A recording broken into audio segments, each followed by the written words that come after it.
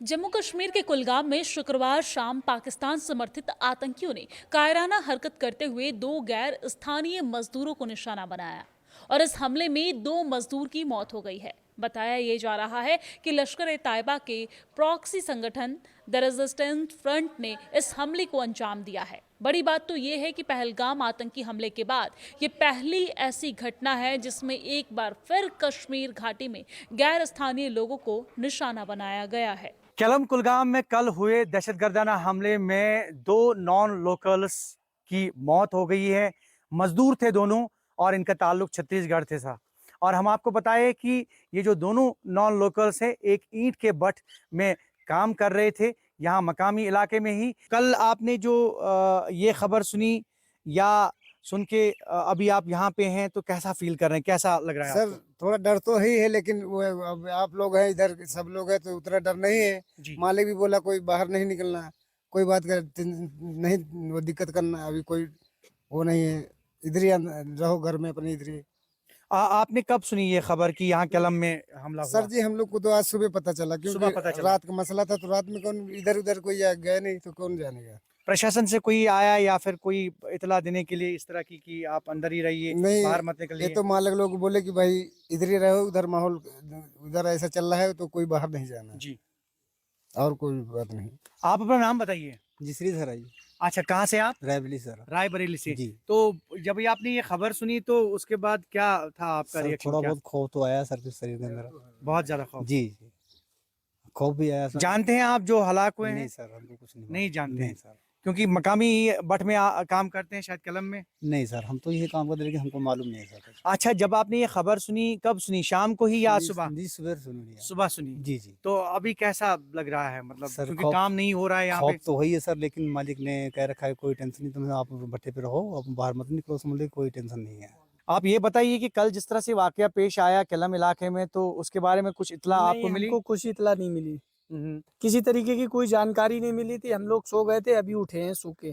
बारिश का मौसम है, काम आज हमारा बंद है। तो आपने जब खबर सुनी अब तो उसके बाद क्या फील कर रहे हैं? थोड़ा अफसोस हुआ, अफसोस हुआ थोड़ा अफसोस हुआ आपके उसके अपने बारे में। मजदूर? जी बिल्कुल। बिल्कुल, हमारा मजदूर भाई था, हम्म, उसको हादसे में किसी तरीके से कोई भी हादसा हुआ, हम्म। गलत हुआ। गलत हुआ। जी, हम तुम लोग जब आए तो हम लोगों को पता लगा है कि वो छुट्टी थी ना, उसमें सोते रहे, तब पता लगा हम लोग कैसा हो गया।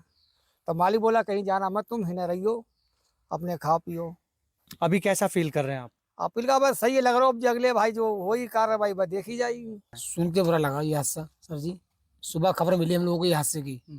ये सुबह दूध लेने आ रहे थे, बाबूजी ने रोक लिया मैं ऑफिस पे, कहाँ जा रहे हो तो? मैं सर जी दूध लेने आ रहा हूँ बाबूजी। कि ना मत जाओ, हादसा हो गया वहाँ किलम में, और तुम्हें मंगाना हो तो फोन कर दो मालिक के, दुकानदार वो लेके आ जाएगा।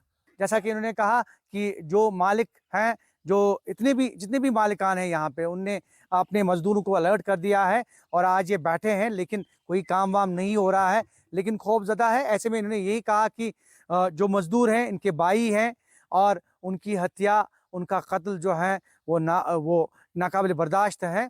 और यही वजह है कि इन्होंने कहा कि इंसानी जान ज़ाया हो गई है तो मजम्मत तो बनती है। टीआरएफ कोई नया संगठन नहीं है, बल्कि ये लश्कर ए तैयबा और हाफिज सईद की पुरानी साजिश का नया नाम है। पाकिस्तान ने इसे इस तरीके से पेश किया जैसे ये कश्मीर का स्थानीय संगठन हो जो आज़ादी के लिए लड़ रहा हो, लेकिन हकीकत ये है कि टीआरएफ के तार सीधे लश्कर और पाकिस्तान की खुफिया एजेंसी आईएसआई से जुड़े हुए हैं। बड़ी घटनाओं को इसने अंजाम दिया है। पहली घटना 2020 में, जहां पर 2020 में कुपवाड़ा और बारामूला में टारगेट किलिंग को अंजाम दिया था। दूसरी घटना 2021 में, जहां पर कश्मीरी पंडितों और सिख समुदाय के खिलाफ हत्याएं की गई थी। तीसरी घटना टीआरएफ के नाम पर आरएसएस कार्यकर्ता और बीजेपी नेताओं की हत्या। चौथी घटना 2022-23 में श्रीनगर और पुलवामा में हुए आतंकी हमले। जानकारों का मानना है कि पाकिस्तान अपनी इस नापाक साजिश के जरिए दुनिया का ध्यान भटकाना चाहता है दरअसल इस समय पाकिस्तान अधिकृत कश्मीर यानी कि POK में हालात बेकाबू बने हुए हैं। विरोध प्रदर्शनों की वजह से वहां की शहबाज शरीफ सरकार दबाव में है। जानकारी के लिए आपको ये बता दें कि इस समय POK के मुजफ्फराबाद, मीरपुर और अन्य इलाकों में महंगाई, बिजली कटौती और सरकारी दमन के खिलाफ लोग सड़कों पर उतर आए हुए हैं और पाकिस्तान से आज़ादी के नारे भी वहां पर चर्चा का विषय बना हुआ है। जानकारों का ये भी कहना है कि इस साल जम्मू कश्मीर में हालात सामान्य रहे हैं। अमरनाथ यात्रा में भी रिकॉर्ड संख्या में श्रद्धालु पहुंच रहे हैं और ऐसे में कुलगाम में गैर स्थानीय लोगों पर हमला कर आतंकियों ने घाटी में एक बार फिर से दहशत फैलाने की कोशिश की है। जानकारी के लिए आपको ये बता दें कि पिछले 2 वर्षों से POK में लगातार विरोध प्रदर्शन हो रहे हैं। प्रदर्शनकारियों द्वारा कई कारणों से विरोध प्रदर्शन किया जा रहा है और इसमें विधानसभा की आरक्षित 12 सीटों को खत्म करने की मांग, आर्थिक बदहाली, बुनियादी सुविधाओं की कमी, महंगी रसोई गैस और बिजली प्रमुख मुद्दा बना हुआ है।